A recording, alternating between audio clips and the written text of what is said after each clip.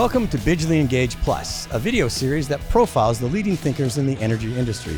We're here this month in Austin, Texas, for the 2022 version of Energy Thought Summit. Many leaders are here to discuss the changing landscape in energy, with specific focus on sustainability and resiliency. I had a chance to sit down with Elizabeth Brock, CenterPoint Energy's Vice President for Energy Solutions, and she told me about how her team is developing a very comprehensive resiliency strategy.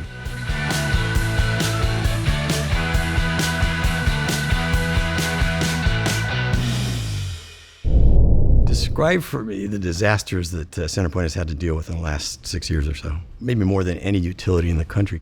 So we've had, in the Houston region, 7 national declared disasters in our current mayor's 6 years administration. We have lots of data that tells us that storms are coming with more frequency and more intensity. And so what we do with that information is really important. We also have to know what's the cost of doing nothing. So if we're not thinking about resilience and planning for the future, what is that going to cost us? We also need to be thinking about how it impacts our community. So this question of equity versus equality. When we built our systems, we built it for equality. We wanted to make sure that all of our customers were treated equally, but equity tells a different story, that not all customers have the same needs. In other words, you have your critical infrastructure like hospitals or grocery stores. We also have vulnerable communities aren't just low-income communities. It can be elderly and disabled. It can also be regional. So the people like our customers near the Gulf Coast in Galveston, they're the hardest hit. They have the most impact. So just having a good understanding of what our customers' needs are really important. What we've learned is that we are solving big problems. And when you solve big problems, you don't just solve it on your own. It's not one company, not one utility is going to solve the problems. We need to bring our community together and get inputs from various sectors. We need to be getting that information from them so we can know how to best serve our customers. So we developed a customer advisory panel that would help us be able to understand what those critical needs are. When we developed this panel, we were pleasantly surprised that we got 100% participation. There was not an empty seat. And since then, we've had hospitals come to us and we've had other companies say, hey, can we be a part of this program? Because we really want to make sure that our needs are represented. So it's been real eye-opening to know that there is that enthusiasm there and that we need those inputs in order to inform our business decisions and make sure that we're thinking about the future the right way. In that regard, in that panel, did you invite in all kind of community members all across the board, or how did you put that panel together? We did. We wanted to make sure it was a diverse panel. We wanted to make sure that we were getting perspectives from all of our various customers because we know that those needs are unique. And what we learned is that they all had lessons learned. They all had issues that they were dealing with, and it was an emotional time where people would tell their stories and really want to make a difference. Yuri sort of highlighted our failure to imagine. Right? What could be critical infrastructure was something that we just failed to imagine. And if we had imagined that, I think it can solve it. If CenterPoint could do one thing, it's try to bring some clarity to what happened and what some of the solutions are going to be in the future. We opened ourselves up for 2,500 families. Everybody we've served in the last 5 years, we were willing to take them if they had been impacted by winter storm. But we didn't have a way to tell them that. If you can step back a bit and talk about maybe the top 2 or 3 takeaways you would advise other utilities around the country or the world for that matter, that you've earned the scars or have the scars from going through these storms or these events. What would you advise other utilities? Communication is key. People want to know what happened. People want to know what you're going to do to fix their problems. They don't necessarily understand our complicated market or our filings or any of that, but they want to know what is going to change and what's going to be different.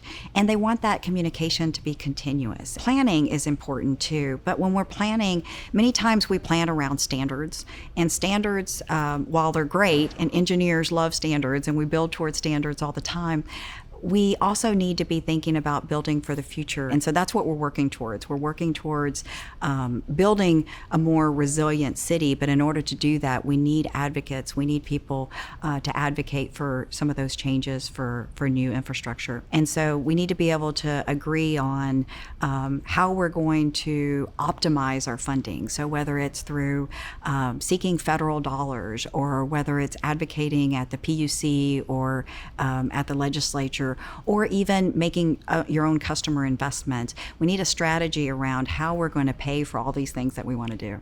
So I've heard about this Resilient Now program you've got going. Can you talk about how that came about and where you're headed with it? Absolutely. So we're really excited about Resilient Now.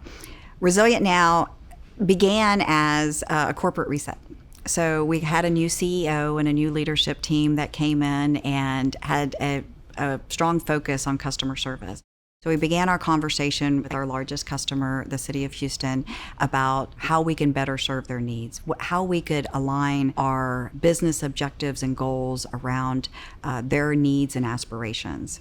And then Winter Storm Uri hit, and it only accelerated those conversations. So we began with, let's talk about how we can engage. And then after Uri hit, we had to accelerate that, and we talked about how we can plan. So it was built around two things. One, we wanted to build a master energy plan for the future. So as we're thinking about how the city can invest in or plan for maintaining its status as the energy capital of the world, what are the things we need to do as we think about a more sustainable future? But also, how do we look at resilience? And the now piece is, what can we do now? What are the shovel-ready things to instill confidence in not only our customers, but also our region? And it was very critical for economic development. You know, we start to get this reputation that we're a city that has all these natural disasters. That's not what we want to be known for. We want to be known for being the energy capital of the world. And so we put together a framework that would enable us to communicate together. And one of the key principles was that we would operate under a united voice and in one voice. Our customers and their constituents want to know what happened after Uri. What are things that you're going to be putting in place that are going to be different? And we would develop an infrastructure plan. We would have the funding. And all of this would be centered around people. And that our strategy would be outcome-based. And so that the outcomes would, under what use cases, whether it's a winter storm or whether it's a hurricane, a wind event, what would the people feel and what would the difference be in those outcomes? So a very outcome-driven solution. And we've gotten a lot of positive feedback about Resilient Now and people wanting to join and give inputs. And again, it's another one of those huge problems that we're not going to solve by ourselves. And so we need as much input as possible, so that way we can plan for the future. In that vein, in terms of communicating or singing out of the same hymnal, if you will, are you, as CenterPoint, kind of the conductor in that? It is a CenterPoint customer program. We began our work with the city of Houston. However, we've also expanded it to our other cities.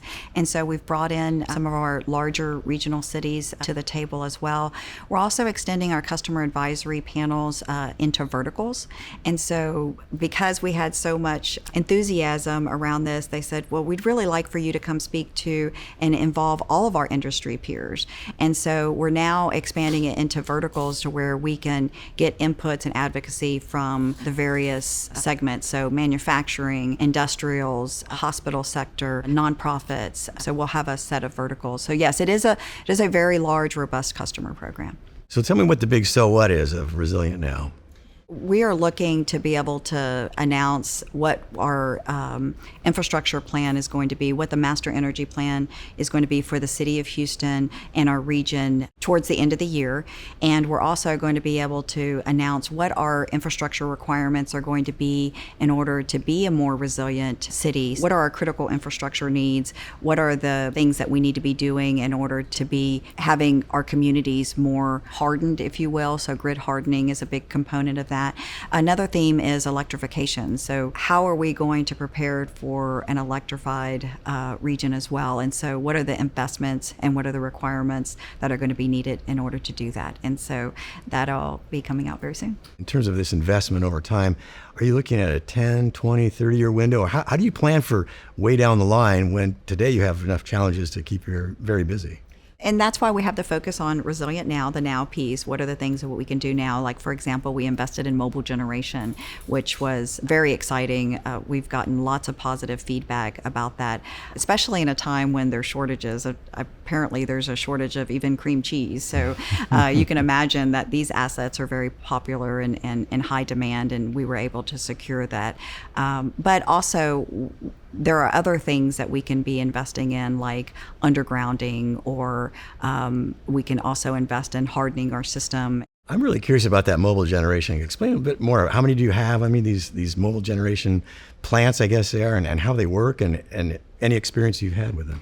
We have secured 500 megawatts of mobile generation, and they're strategically placed throughout our region. They are mobile, so we're able to move them to certain substations. We recently were able to use them to power a community 6 months ago. That was valuable to be able to have.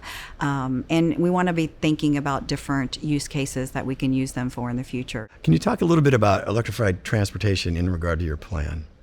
We need to understand what our investments requirements are going to be if, in fact, electric transportation takes off, because you've got to think about all the things that can be electrified. Everything from ports, ship to shore equipment, forklifts, cars, buses, rail, all of those things are certainly in many of our C&I customers' 2030 goals.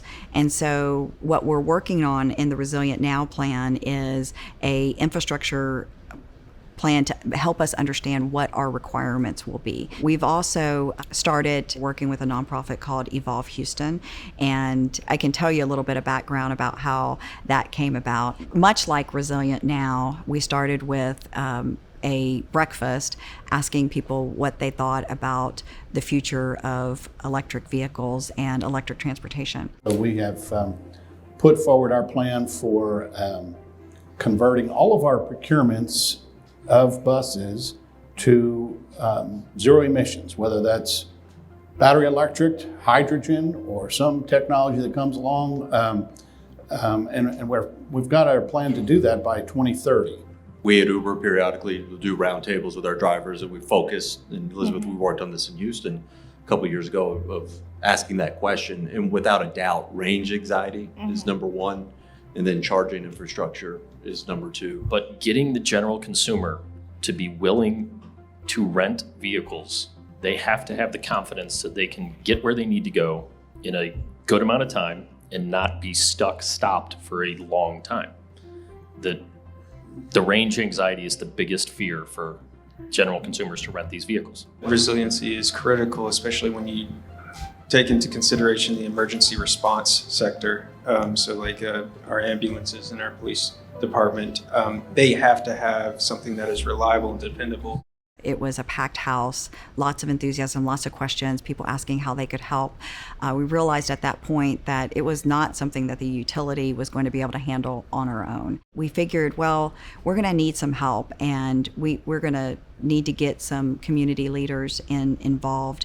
And so we formed a nonprofit called Evolve Houston, and it's a 501c3 designed to improve air quality through enabling electric transportation. So that's the mission. The founding members include the University of Houston, City of Houston, NRG, Shell, and CenterPoint Energy.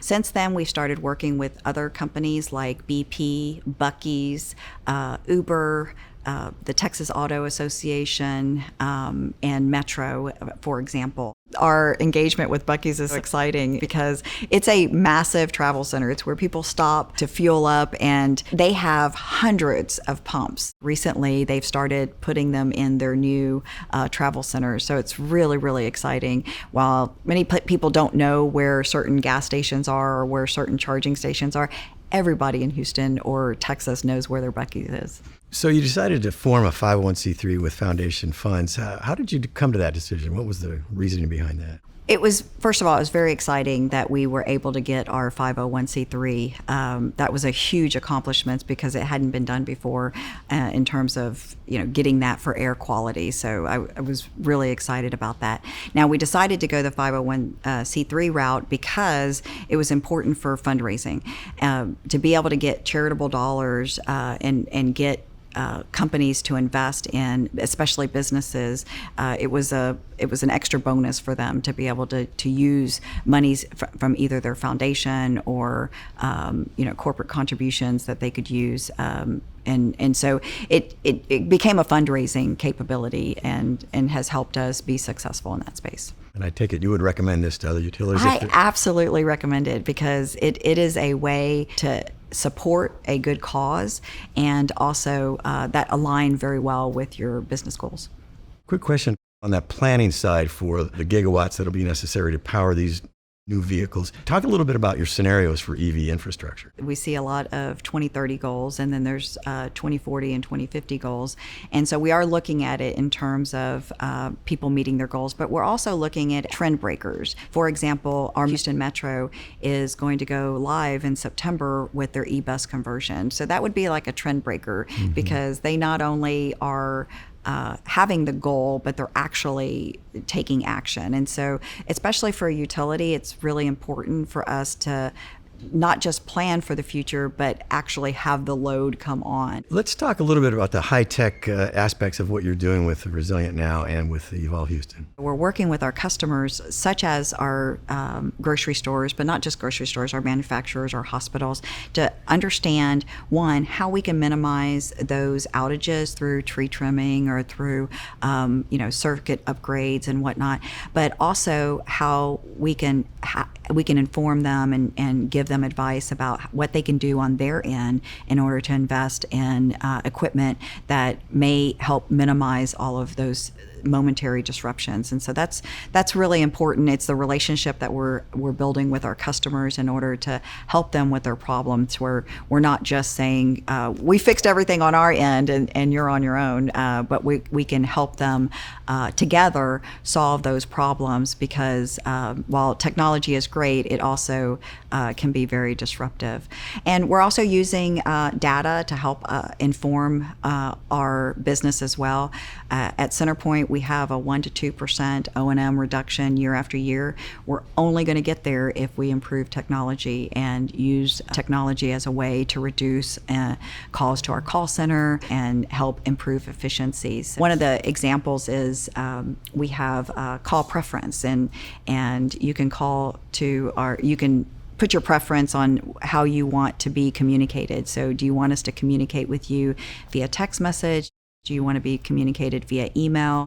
We also are trying to supersize that to ensure that we can help you meet your needs. So for example, if you have an elderly mother and you want to know if her power's out, then you can turn on your settings to help inform you about other accounts that you might have and that you need to monitor. So it's just help give you the information that you need, us get information that we need, and how we can work together to help solve problems. Talk about sustainability and reliability. How do you manage those two aspects of the grid? In order for us to plan for the future, we're definitely going to have to take components of both, and we're going to have new capabilities.